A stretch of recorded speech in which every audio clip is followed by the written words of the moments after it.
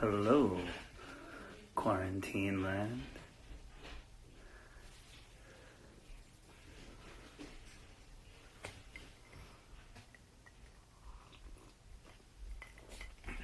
What's up, Tribe? How's everybody doing? Just waiting for Brian to join us. If you are new here, my name is David Castillo. I am the owner and head talent buyer at Saint Vitus. Thanks for joining us. Brian should be on shortly. I'm just having a drink out here in my bunker. I hope everybody is cool where they are and staying safe and staying indoors. We're going to be going through a lot of Brian's musical history, things of the nature. Thanks, Rick, of it all. Cheers to you, my man. And, just kind of catching up with him and seeing, what he's been up to, his journey up until this point, and, just kind of taking it from there.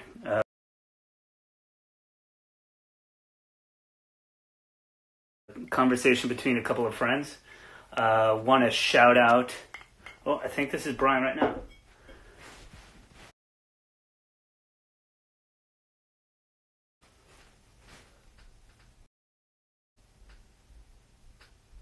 Nope, not yet.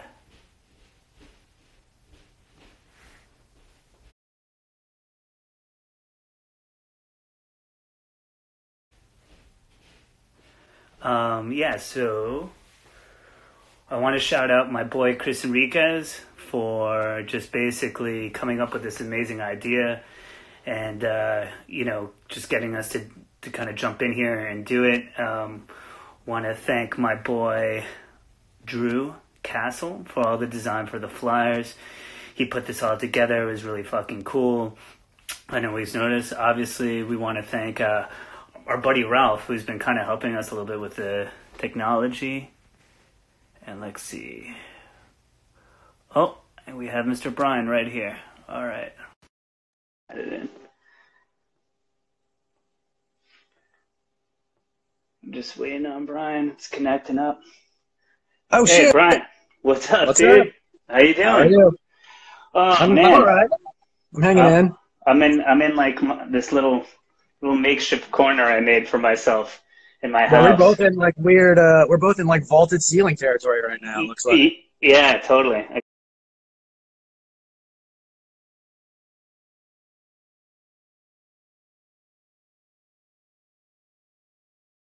I got all the essentials here. It's weed Nice. and some High West whiskey, and just fucking hunkered down here. So, Brian, tell me. I wanted to kind of just start with this question: where are you now, and where should have you been today? I am currently at my house in Seattle, and I think I'm supposed to be somewhere in Spain or Portugal right now. But Yeah, I think it's kind of like this funny question now that everybody kind of knows where everybody is, right? They're fucking at home generally, But, obviously most musicians, or a lot of them working musicians like yourself, would be all over the world somewhere performing or doing something. So I think sometimes it's a good way to kind of just root, like, we're here now and this is where we're at. So I want to just kind of start from the beginning. What we're going to do here, guys, is I'm going to just talk to Brian a little bit about like his past, music, fun shit like that. Feel free to add in the comments, maybe any questions you might have or whatever. We're going to try and get to those as well a little bit. These are going to run about an hour. That's what Instagram does. And that's basically it. So let me ask you a question. I mean, I identify you from Seattle and like Washington area because of your musical beginnings in Botch, but is that where you're originally from? I guess so. I mean, I was a military kid, so I was born in Kansas, lived in Washington State for a while, then lived in DC for a while, and then like most of my childhood was actually in Hawaii. In Hawaii? Shit, dude, we've known each other for years, and I never knew that shit. Yeah, amazing. From kindergarten through the end of my first year of high school, I was in Hawaii. and then moved to Fort Lewis, which is just south of Tacoma. And yeah, then kind of hunkered down there, except for my 5+ years in New York, my little sabbatical out on the East Coast. But otherwise, yeah, it's mainly been Pacific Northwest. Cool, cool. If you're joining us, we're with Brian Cook from Russian Circles and Botch and Sumac and These Arms Are Snakes and a whole fucking assload of absolutely incredible music. So, yeah, an assload of brilliant things. So what was it like growing up in Hawaii? I always feel like people that, you know, it's hard to sort of say, you know, you see Hawaii as like kind of this tourist destination thing, but, you know, I can imagine how intense of a beautiful place it is, everything else like that, all these other people, the people really live there. What do they really kind of experience on a day to day? I mean, I think it was weird for me a little bit because I'm obviously a white kid, so I was like the Howley growing up. You know, going through the public school system there. You know, growing up, most of my friends actually were like Japanese or, you know, Pacific Islander. So it was, you know, it was a very diverse place to grow up. So that was pretty amazing. And I think, you know, I didn't really realize what, you know, you're not really aware of your situation, I think, until you hit high school. And then all of a sudden you're like, oh, there's like a whole other world out there. And like I live on a rock. Yeah. Yeah. I'm from Long Island, so, you know, it really doesn't compare in beauty or scope or its cool rockness than Hawaii does. But what was it like growing up there and attempting to play music and stuff? Because I don't really know anything about, you know, bands from the island or anything that much, you know? Yeah, I mean, it was weird because, you know, we still got exposure to the outside world. You know, I kind of started getting into music, like underground music and stuff, slightly ahead of the curve of like the whole like grunge explosion. So, you know, before Nirvana really took off, I was already kind of digging into things like Fugazi and stuff. And, you know, I had a chance to see Fugazi at the University of Hawaii. That was my first show back in '91 or so. Yeah. And so that was kind of like the, you know, all of a sudden you kind of realize, oh, it's like people on the mainland have access to all these cool shows and cool concerts. And, you know, out on the island, you kind of had to do a bit more digging. But I feel like that kind of ignited my love for the hunt. And, you know, I enjoyed the aspect and still enjoy the aspect of, you know, discovering something and having searching it out a little bit. And 1991, no internet, none of the shit that we're doing right now, kids. You know, maybe you write a letter or some shit. And was there like any kind of places that were like focal points that you were like, oh, when I was in Hawaii, this record store, this gave me like life. That was like a place that I'd go. Yeah, there was a couple. There was, there still exists a record store called Hungry Ear. The Hunger. Hunger, exactly, yeah. But that was, you know, tiny record store in my hometown. I grew up in Kailua, which now is kind of a popular tourist destination after, like, the Obamas kind of popularized it as a travel destination. But growing up, it was kind of just a little sleepy beach town. And we had Hungry Ear Records, which is like a little tiny mom and pop record store, and they stocked, you know, Black Flag stuff. Anything that was on Discord or SST, they normally had like a little punk section. So I would just kind of blindly pick up whatever it was in. Yeah, it's like this artwork looks cool, and they're friends with the bands that I like. Like, fuck it, let's go. You know. I mean, people talk about, like, you know, record labels being kind of like obsolete in the new era, but for me, you know, growing up, record labels are so important because it was the first sort of step of curation, you know, where it's like, well, if it's on Discord or Touch and Go or Alternative Tentacles, like, it must be good because, you know, Ian Mackay or Jello Biafra or Greg Ginn put it out, so like it must be. They found some value in it. They found some value in it.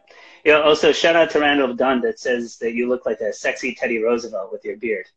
Oh, That's a beautiful thing to say, man. That's very nice. Thank you, Randall, for that. You brought a smile to my face. It's like really rainy, shitty day. Yeah. I miss Randall Dunn. You guys are lucky to have him now. Ah, man, absolutely. A true treasure of production. For you guys who don't know, Randall Dunn makes a lot of your favorite music. He's worked with a ton of incredible bands, and also does a lot of film scores too. You see Mandy or something like that. Randall's behind the boards, doing a lot with the boy Ben Greenberg from Uniform as well. And I don't think a lot of people know this, but Randall Dunn is exceptionally skilled at being a front of house guy, especially in Europe, and standing up for his bands when there's decibel limits and things like that. Wow. He puts the iron fist down. And so the iron fist of Dunn. Let it be known, Europe, we are coming. One day, at a very safe distance, and when we're all okay. But we're coming, and Randall Dunn is iron fisting all of you on the way. So yeah, man. So just getting back, so you're in Hawaii. We had some great record stores. You're doing your thing. You're hungry for this. You see Fugazi. You're like, okay, that has to be that and Nirvana. I feel like so many people, Nirvana is like the turning point of popularizing all of it, right? Like Artie talks about it too. He's just like, after Nirvana, I was playing music, and now all of a sudden I was playing music, and like people started to really be like, oh, you play guitar? Oh, you play music? What's up with that? And it became more of a thing. Yeah, I mean, I feel like, there was already something kind of brewing, because I remember seeing the Smells Like Teen Spirit like video debut on 120 Minutes or whatever. Just because I was already like watching that, because it's like, oh, maybe they'll show a Pixies video, or maybe they'll show something by The Cure, or maybe they'll dig deep into the vault and show like the old Husker Du Don't Want to Know If You're Lonely video or something like that. So I feel like there was already kind of the culture was already kind of growing, but that was like the tipping point or something. Once those 4 chords, Smells Like Teen Spirit hit, then it was infectious. So. Yeah. So after you're done with high school, then is that when you bounced to DC, or is it Washington after that? No, so let's see. I was in Hawaii from age 5 to 15. We had lived in DC right before that. So before, okay. Yeah, so we were like stationed in, I don't know, like just outside of DC in Gaithersburg for a couple of years. So those are like my earliest memories, are kind of like out in DC, and then lived in Hawaii. Finished high school in Tacoma. Then my parents moved back to Hawaii because they got restationed there, and then I just stayed in the Northwest. I was already doing band stuff, and didn't want to interrupt. Yeah, totally. And that was Botch era, and that's when that started. Yeah. So I moved to Tacoma in the summer of '92, and then Botch started like about a year later, like October of '93 or something. Damn. So. All right, cool, man. And how did you link up with those guys just to begin with? How did that all kind of transpire? I love these like stories, like, oh, I saw some dude wearing a shirt that I liked, and before you know it, or whatever. Yeah, it was kind of like that. I was in a trigonometry class with our guitar player David Knudsen, and I overheard him. Botch met in a trigonometry class, everybody. Yeah, that's where the math is real. The math is real. No posers on the math. We were trig, man. We were trig core. I just overheard Dave talking to a mutual friend, being like, "Oh yeah, do you know any bass players? Like, we're starting a band," and like I chimed in, like, "I play bass." So he like Dave at that point was already playing with our drummer Tim, and they were kind of more into like heavy, kind of like the heavier spectrum of alternative stuff. So they liked Helmet and like like Soundgarden and a bunch of metal stuff. But and I was kind of more of the token punk kid. But Dave was like, "Oh, we want to do a Dead Kennedys cover." So I was like, "All right, sign me up." So that was the hook. That was the hook. And we never did the cover. It was like a total bait and switch. There was no Dead Kennedys cover. It was like 3-card Monty, and they're like, "Oh, you got to play all this complicated shit. What's up, bitch?" Yeah. That's pretty amazing. So you guys just kind of met like that, and did Dave have kind of the connection to the rest of the band, or was it more like, "Hey, me and this other dude are trying to, start something that's fucking crazy, yada yada"? Well, Tim and Dave had already been jamming. I think they'd had a couple practices. They brought me on, and then they had all grown up together in like the same little like suburban area, like all like Dave Knudsen, Dave Verellen, and Tim Latona were all sort of in the same neighborhood, so they knew each other to some degree. And so you were like the exotic import. Yeah, exactly. Insider. Yeah, and then Dave Verellen was like, added on. I don't know. We might have even had the same first practice. I don't even remember. That's fucking wild. Yeah, and then it stuck. And that's that. And out of curiosity too, so you at that point, you were coming in like, I'm a bass player and I want to play bass. There was no kind of like, oh, I'm gonna like, maybe I'll play bass for this band, or you kind of usually play guitar or something like that, or was it like, hey, this is what I am already? Because when you're that young, I feel like a lot of people like, they kind of like do maybe what's asked of them in whatever role they can fit in, and all of a sudden they're like, oh, okay, yeah, I can do this, Yeah, no, I was a bass player from the get-go, mainly because I'm left-handed, and growing up in Hawaii, like there was this little tiny music instrument shop called Coconut Grove in my hometown, and it was before Guitar Center. Like, there's no Sam Ash out in Hawaii or anything, and before Reverb and eBay and all that. So it was literally like my only instrument options were whatever was at Coconut Grove, and being left-handed, I was like, there's no left-handed instruments, so I'm like, well, I can't handle guitar, playing guitar opposite-handed, so maybe bass I can do.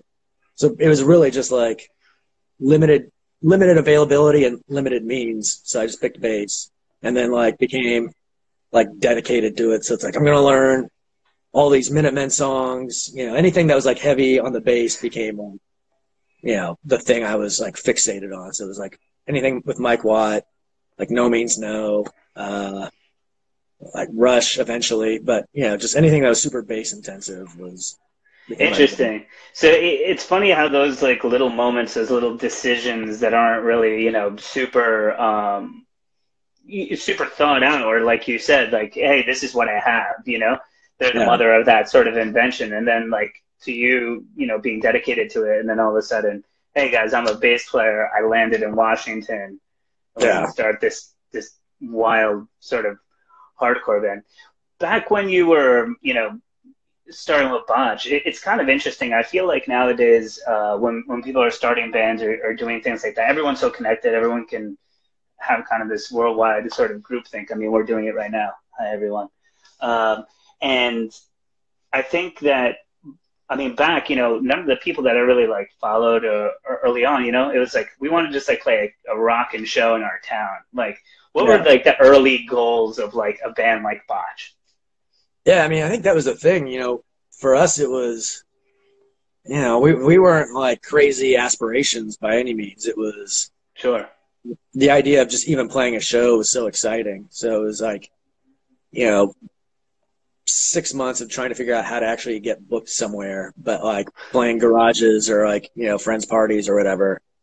And then, once we started playing shows, it was like a matter of, man, it'd be really cool if like we could put out a 7-inch, or if like people would sing along to our songs, or, like having any sort of, I don't know, something physical and concrete to kind of show that we were a band, I think that's one of the weird things now in this age where I'm so attached to like the tactile physical things, because for me that was my idea of permanence. It's like, oh, once you have like a demo tape, then it's like something that exists.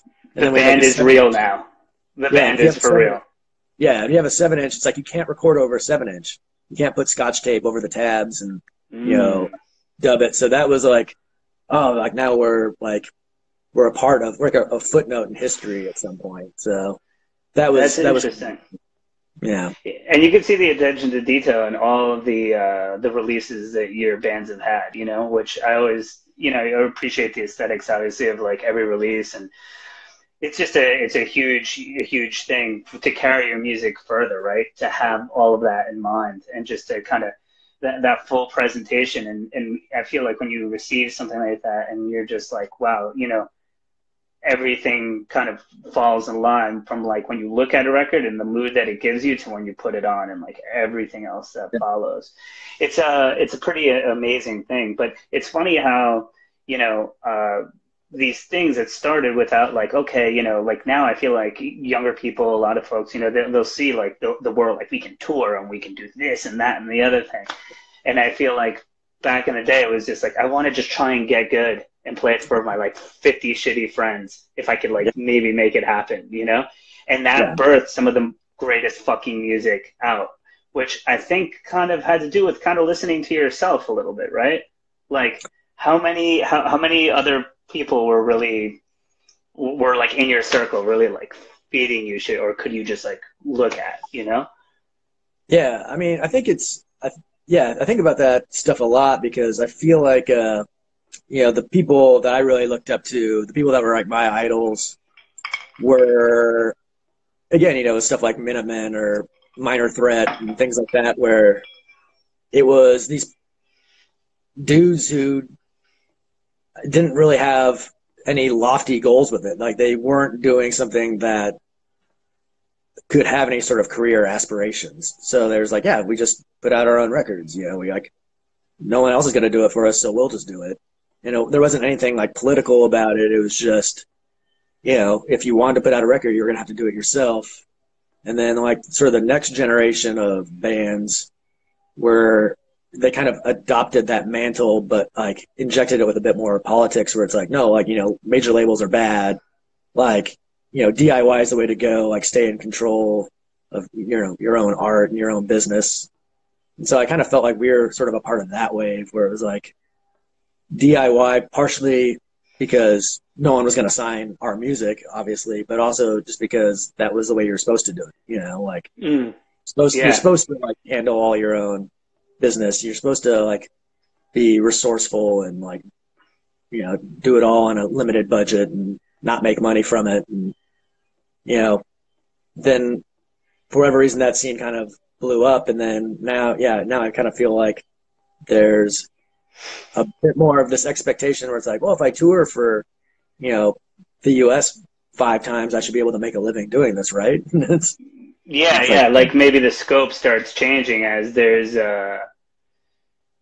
you start seeing things and you're like, well, and other kind of musics and stuff like that, when you're getting these sorts of crowds, you know, like what are the economics here? What am I looking at? Yeah. There was somebody actually posted something that's like, hey, do you ever get sick of talking about Botch? And I always think about this for people who are very young, who made something with like a massive impression, you know, like you were a pretty young person and you're what, like, you know, late teens, early 20s, you know, and going forward when you were making this music and it still resonates today. How does that feel when you're like, wow, I made that, like, it feels like we're talking about like an eon ago. Does that always kind of feel like, I don't even know who that person was who made that shit?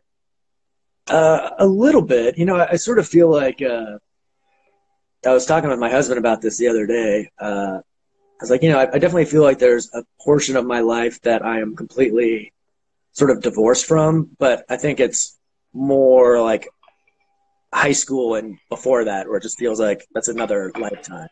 Mm-hmm. But everything's sort of after, I don't know, like sort of after the Botch years, and really, I, you know, not to be overly sentimental, but I sort of feel like it's the turning point was meeting my husband. But like from that point on, I feel like that is like my identity now. You know, that's the person who I am, and everything kind of before that is like just seems like remote and kind of distant. But you know, Botch was there for most of that, and you know, we actively had conversations in the early years of, or the early stages of that band, where, you know, we were into bands like Earth Crisis and Snapcase and things like that, and we kind of looked at that and we're like, well, these are like the successful bands in like our genre. Like these bands are like blowing up and sure, you know, all the victory style kind of things, yeah. you know, they were definitely the shit. What was happening? And we were fans of that stuff. You know, I still think the Firestorm EP is amazing. I love, you know, like Looking Glass Self. I bought when Record Store Day put it back out. Great record. Beautiful record, absolutely. But there's definitely part of us that's like, do we make records that sound like that because there's obviously a market for it, or do we try to do something a little more, I don't know, a little more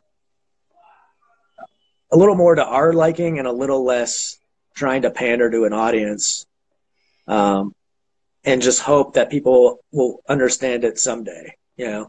Yeah, I think that, you know, you could draw that line, that spirit through, honestly, all of your projects, right? Because from there you move to These Arms Are Snakes. And I felt like that band at that moment, I loved it, but it was a little bit ahead of its time for what was to come. And I was like, man, this shit's fucking great. But I'm like, I'm not exactly sure, like, hardcore diaspora people are ready for this in a way. But I really enjoyed it. And you could tell that Botch to me were always leaders. Like, you know, like I was like, no one who's playing shit like this, you know, like, yes, there were people maybe approximating it, but like it was in its own, like everyone was on the same highway, but in their own lanes trying to get to similar places, I think. Yeah. And that's what was cool though. You know what I mean? I didn't want to get like the same exact flavor from, you know, all these different bands either, you know, like even when I book bands now, you know, it's cool to be at a show where there's like, you know, to me, some diversity, you know, even within styles, right? If like I book a death metal show, I'd like to maybe have a couple of different shades of this, you know, as opposed to like 10 tech death bands just like ran down my throat, you know? But that being said, These Arms Are Snakes, it was like that. Did you find that, you know, that your projects, sometimes they take a little bit of time before they feel like they bloom, and then people kind of are like, oh, I got it. Yeah. And I mean, I think that's always kind of been the point, you know, with Botch, you know, when we first started, our big supporters were our friends, you know, people we went to high school with, you know, like the local community of like skaters and snowboarders and, you know, like that whole kind of contingent. But, you know, our first few like straight up hardcore shows, like we went over terribly. Like the first, I'd say like the first 6 months we tried to like play to like the Seattle hardcore scene. It was just like almost kind of traumatizing because we were just vetted so heavily. Like, that's amazing. Like people like work, like, you know, like dudes like literally like standing like arms crossed, like right in front of you, glaring at you, like, you know, like, yeah, just like I'm actively despising you right now. And oh man, I love it. You know, it sucked, but like we kind of like we went through it and we're like, well, you know, what are you gonna do? You know, it was just like we were from Tacoma. You know, the Seattle hardcore scene was a different thing, and we were eventually kind of like, well, if Seattle won't have us, we're just gonna make our own thing in Tacoma, and we started booking our own shows, and you know, started getting bands like Strain from Vancouver to come down and play, and I think that kind of made it where a lot of Seattle kids were like, oh, shit, I don't know that band. What were they called? Strain? Yeah. They might not have been a big deal out east. They were huge in Europe. See, that's the thing is, like, back in the day, I love this regionalism, too, you know? Right. I bet you I can name, like, a couple bands from the island that, like, I was like, yeah, I went to, like, 40 of their shows. And you're like, I don't fucking know, you know? But what was Strain like? Like, it just give me, like, the elevator pitch of Strain. Okay, let's see. Well, Strain did wind up doing a record on New Age. Oh, really? Yeah, and they did like a record on Bacteria Sour. They did Ron Guardapi from Brotherhood, you know, put out Undertow Records, but he also put out a Strain EP. So they were kind of like in that sort of Undertow, chuggy, like You know, I love a chug, man. I love a chug. I really fucking do. I love that. That's super cool. It's just interesting to hear like these sort of like kindred spirit bands from all these different regions that were maybe involved in like just different kinds of hardcore and stuff like that. And, you know, for whatever reason, certain bands go further or not. And like you said, this is a very like passionate amateur kind of scene. It's not like you know, we're like, okay, we're going to be Kiss everyone kind of thing. Yeah. So I always love to learn about stuff like that. And I feel like these conversations always give that to me. You know, when I talk to like Gavin from Burn or Artie, you know, my business partner at Saint Vitus, who is in Mind Over Matter and stuff like that, they always have like these great little like side gems, you know, and I'm a little bit younger than them too. And so I pick up that stuff. And to me, I always nerd out about it. And like, I'm going to go see if I can, you know, listen to that or find that or whatever. So I just want to take a quick second to, you know, if you're just joining us now, I'm with Brian Cook from Russian Circles and Sumac, formerly of Botch. And, you know, we're doing this right now. Obviously, we're all locked down. Vitus is closed. So if you like what you're hearing, you know, we have a Venmo for our staff at Saint-Vitus-Bar. If you guys like what you hear and you feel a little bit generous, we're all in the shit right now. That's why Brian's home and I'm home too. And, you know, we're just trying to make the best of this very unprecedented situation. So, speaking of unprecedented situations, These Arms Are Snakes wasn't as kind of long lived. What was the reason that didn't kind of percolate as much, or what was the move to Russian Circles? Well, you know, I think These Arms Are Snakes, it's kind of tying back into what we were sort of talking about earlier, where, you know, Botch broke up, and pretty much like the day we announced the breakup, which was maybe 4 or 5 months prior to our actual last show and last performance and everything. You know, the day it was announced, Ryan Fredrickson, who had been in 9 Iron Spitfire, who we did a split 7-inch U.S. tour with, came up to me and was like, "Oh yeah, I'm starting a band. It's called These Arms Are Snakes. It's me and Bill Quimby, who had been in an early iteration of Harkonnen, who put out a record on Wreckage."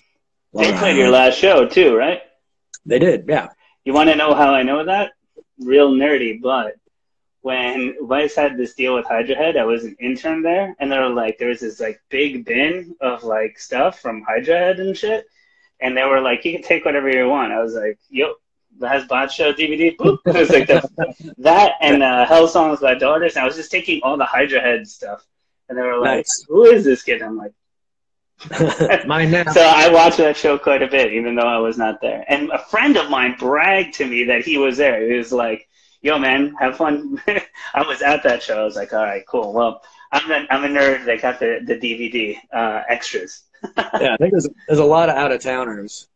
But, you know, it was like one of those things where it's the same thing where, like, we started that up, and it was like, you know, let's try and do something different. You know, we all kind of grew up in the same sort of, you know, scene that Botch grew up in, but we kind of wanted to, like, have larger boundaries where we could kind of, like, dig into, like, some psychedelic territory, some sort of, like, more angular kind of, like... Were you also kind of just, like, fed up with hardcore at the time, like, being too, like, attached to that? And I feel like sometimes at a certain point people want to kind of, like, set sail even, like, further. Yeah. Musically, well, you know? Yeah, but only sonically. Like, in terms of, like, the way things operated, like, I've never had an issue with, like, getting jaded on hardcore in that capacity, but we just wanted to, like, not be afraid of melody or, like, having, like, a Led Zeppelin song. So, yeah. You know, I think we kind of like crashed headfirst into it because I think there was. Look at this live review. These Arms are so good at Fluff Fest. Oh yeah, an old timer in the fucking building. I need my second drink. Sorry. Do it. Fluff Fest was you know, I'll go on a tangent. Fluff Fest was a great show. But my most distinct memory from that show is that it was an outdoor festival in Czech Republic. And somehow there was dog shit on the stage. Steve was just doing like his normal Steve thing, just rolling around on the floor, like getting tangled up in microphones, and then like got up at the end of the night and was just like, oh man, there's dog shit all over my shirt. Like I was just rolling around in dog waste apparently on the show. Wow. But you know, it was a good show. Yeah. So Fluff Fest, more like a shit fest. It was total shit fest. Wow, that's and you guys are apparently great. Apparently an untouchable catalog.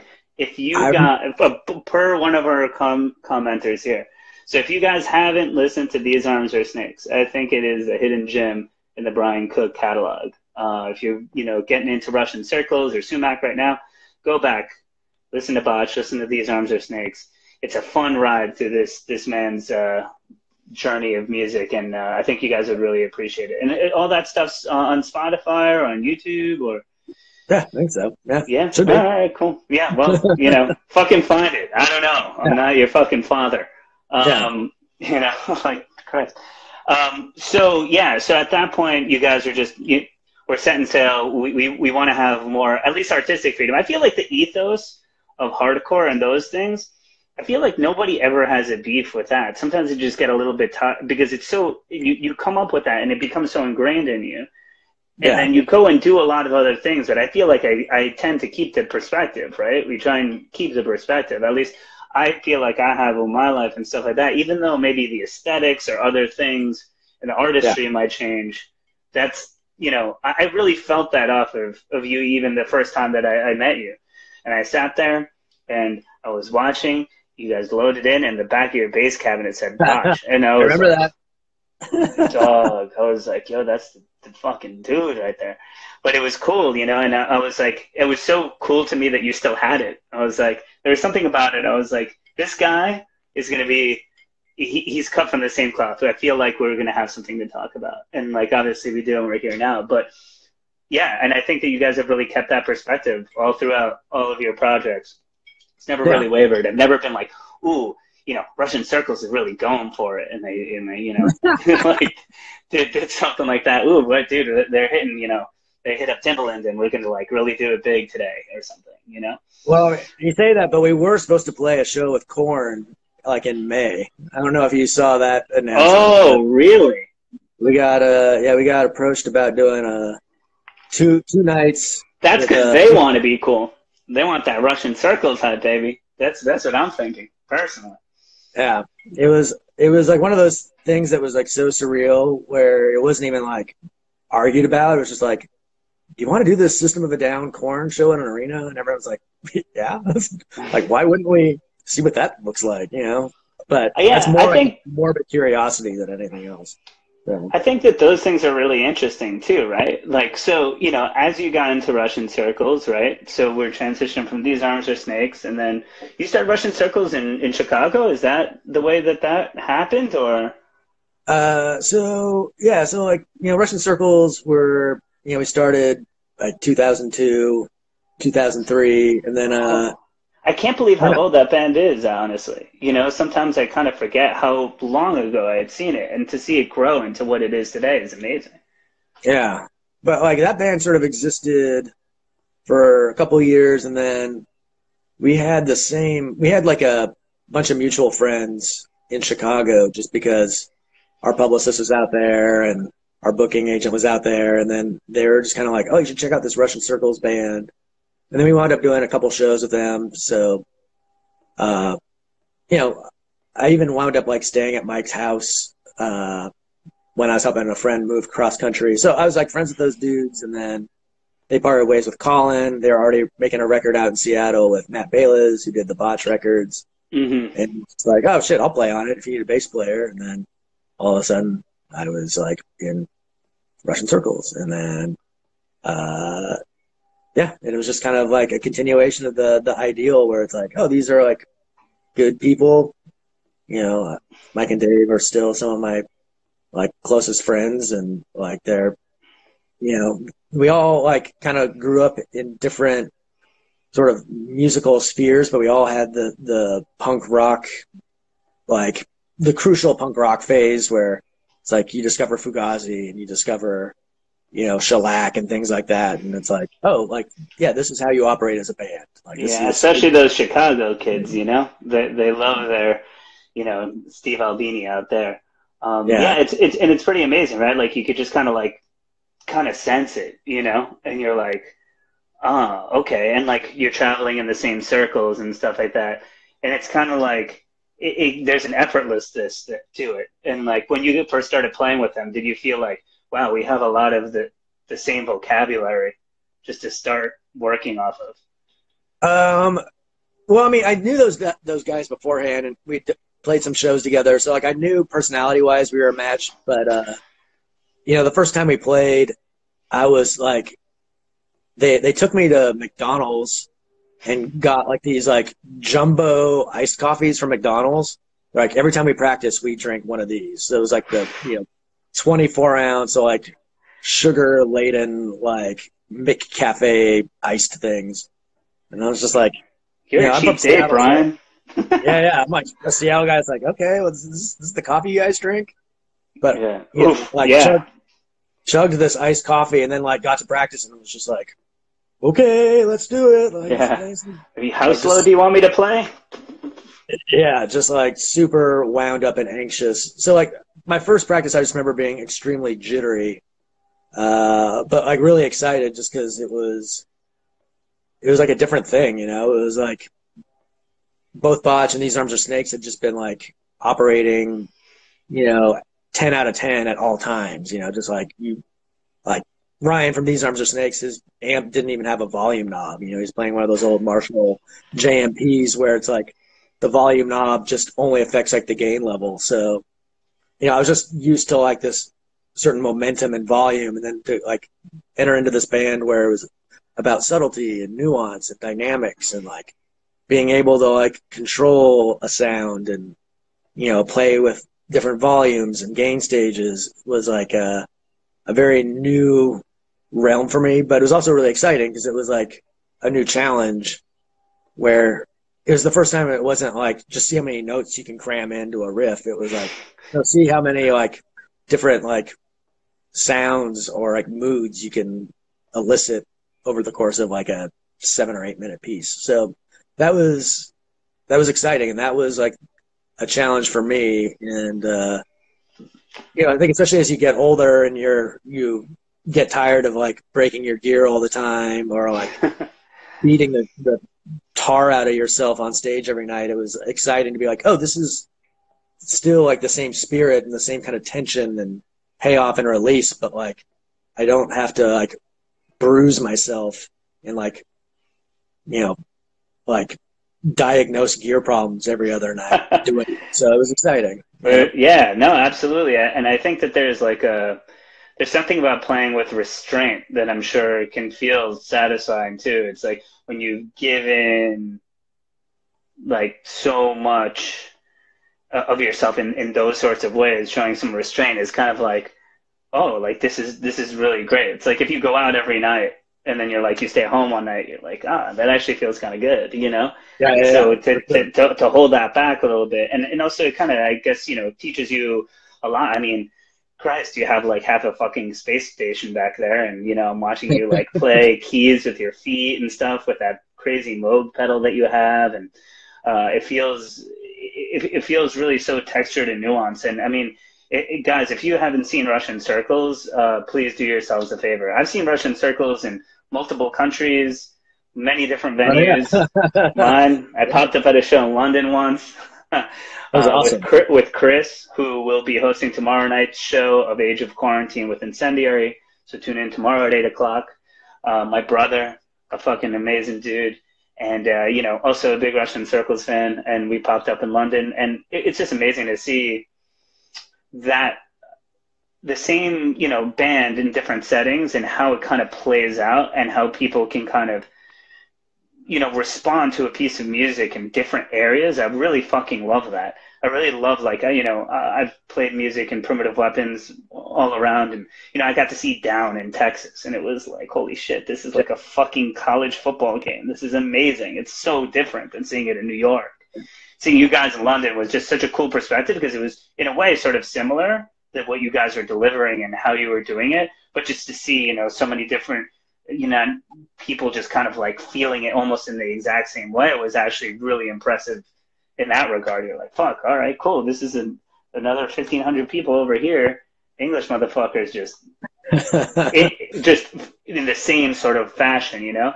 And that's really cool. And the show translating just how you guys present it.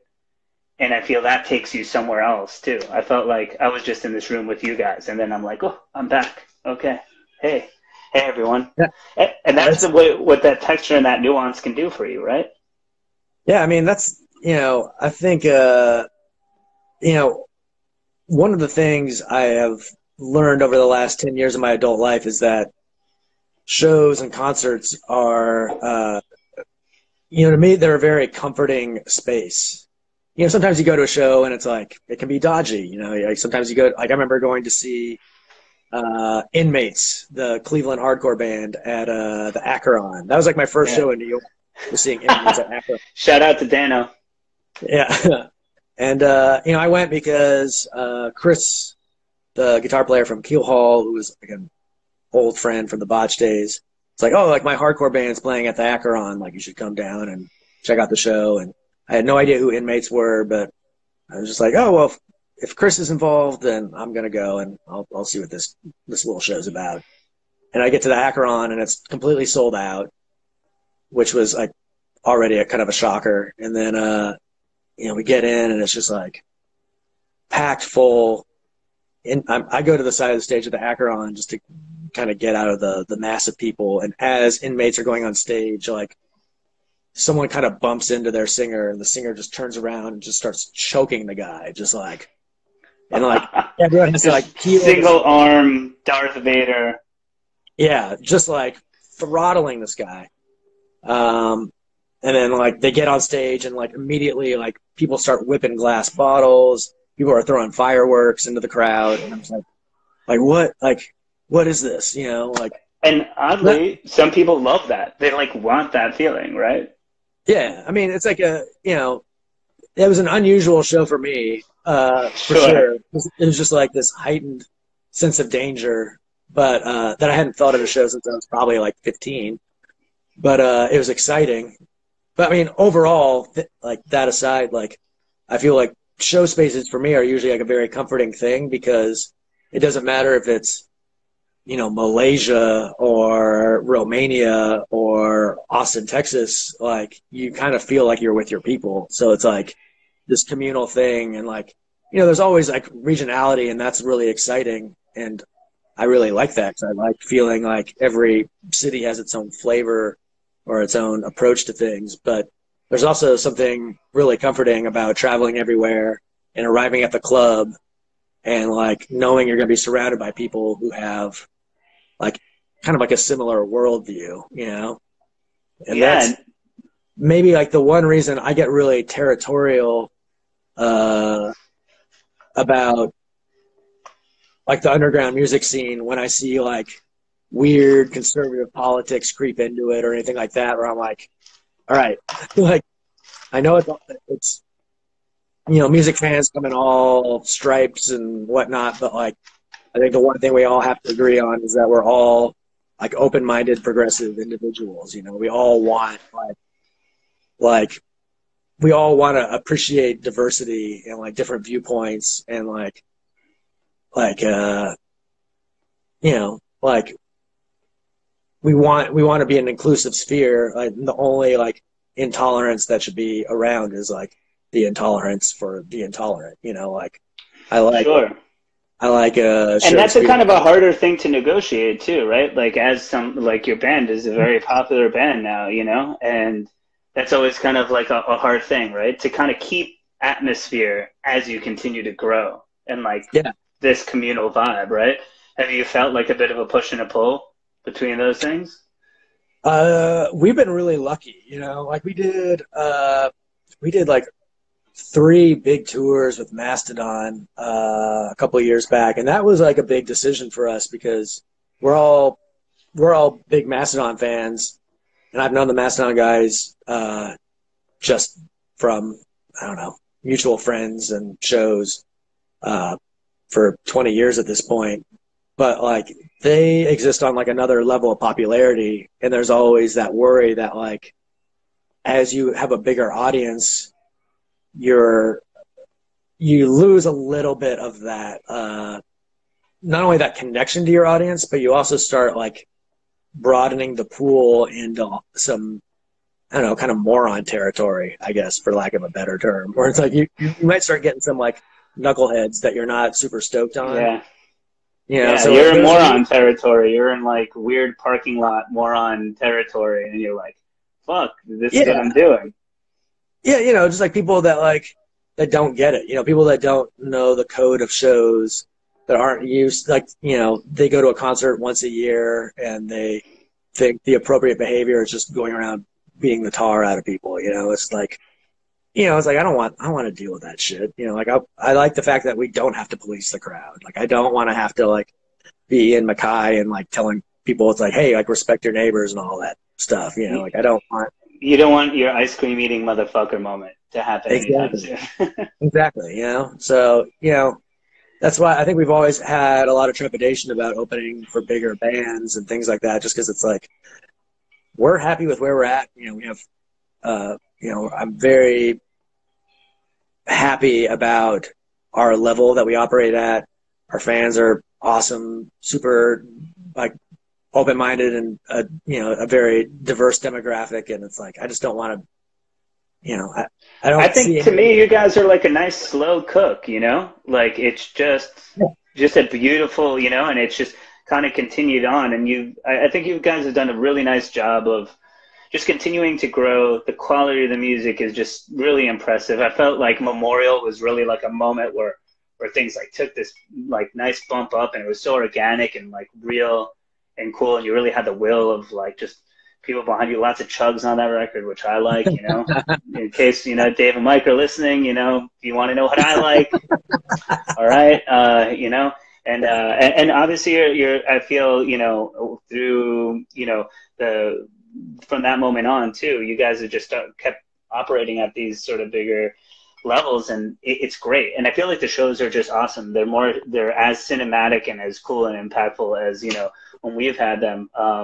And, you know, for you guys who haven't known, I think Russian Circle's probably played like, what, 3 or 4 times at Saint Vitus?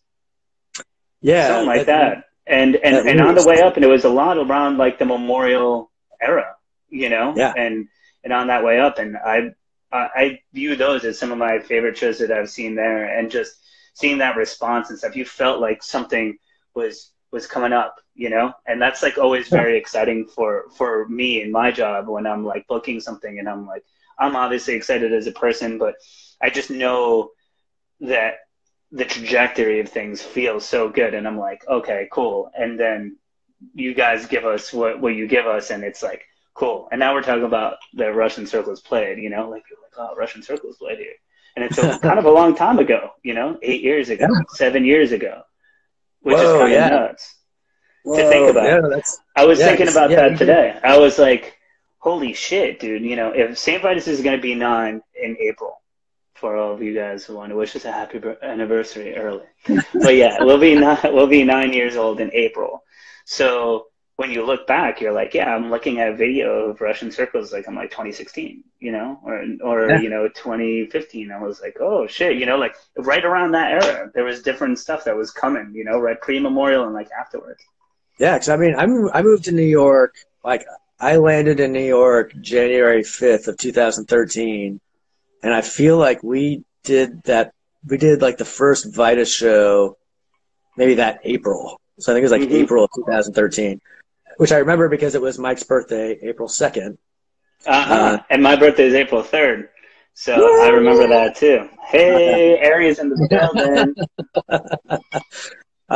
Yeah, so, you know, and I don't know. I mean, Vitus was like an important institution for me. I mean, that was like my neighborhood, and, you know, that show, you know, you talk about the Botch cabinet. And it's like, I always remember that. And it was like, that was like my introduction to the Vitus family. And, you know, it was always like, I don't know. I felt immediately included in the Vitus world. And that was really important to me because I'd always been really intimidated by New York, you know, like I'd been to New York countless times at that point, you know, and I always felt like New York and LA were kind of the same way, where it was like you were in the big city, you were, you know, lucky to be there, you're lucky to play this venue, like all that shit. And then, you know, you come to Saint Vitus and it's like, what's up, man? Yeah, like come hang out. Like, yeah, you know, I feel lucky to have you, man.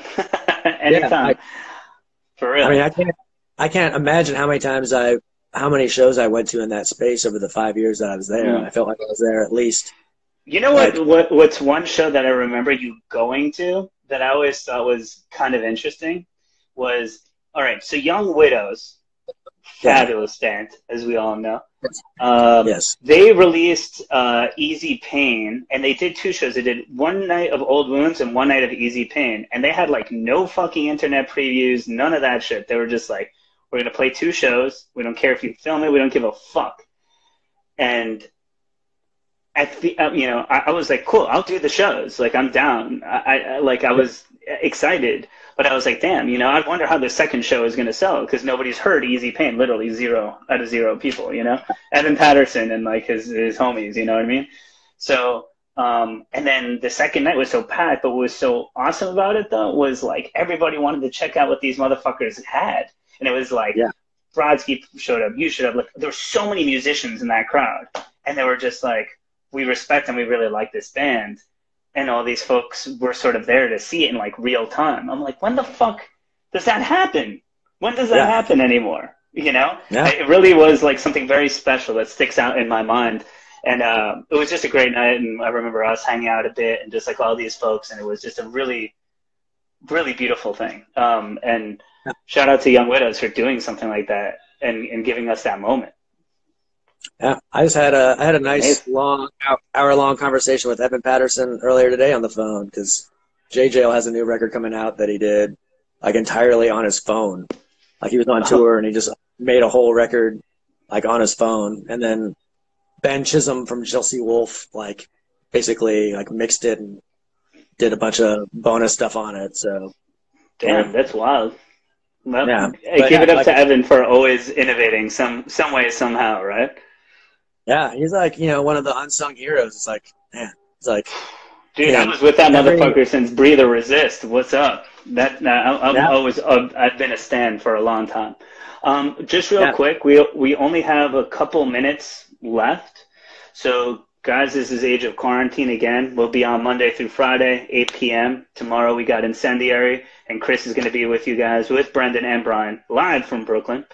And yeah, you know, Brian, I just want to thank you a lot for, you know, coming on and hanging out with us, man. You're one of my favorites.